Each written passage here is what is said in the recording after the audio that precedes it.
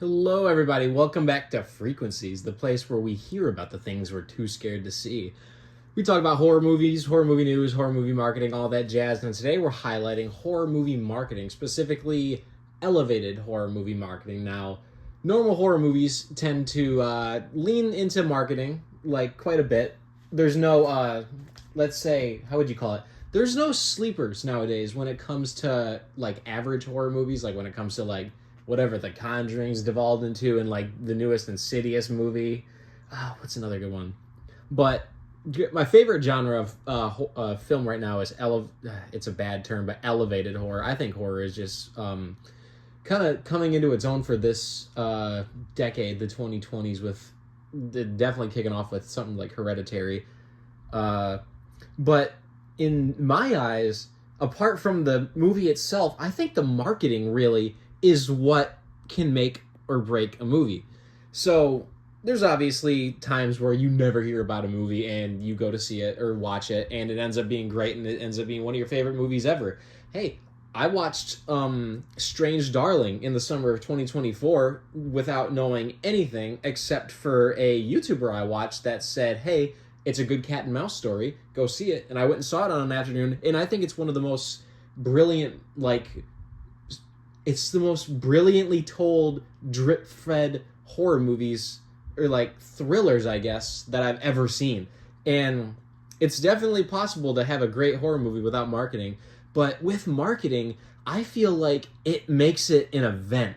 I feel like a summer could be defined, well, at least for me and a couple of buddies of mine, I feel like a summer could be defined by the marketing led up to the release of a really, really good horror movie. The first one I really got into was Jordan Peele's Nope. I loved Us and I loved Get Out. And Nope was, no one knew what it was going to be about. We knew it was a horror movie. We suspected it was about aliens.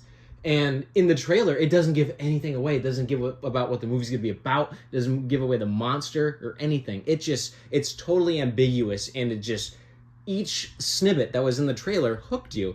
And that made that summer. I remember being at work every day just thinking about what it could be and like how good the marketing was.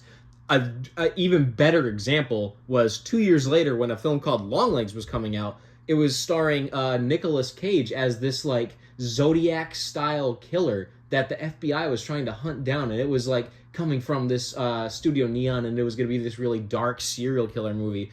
And they released all these different teaser trailers that were like individual horror shorts almost, and they would never show what Nicolas Cage looked like as Longlegs, the killer.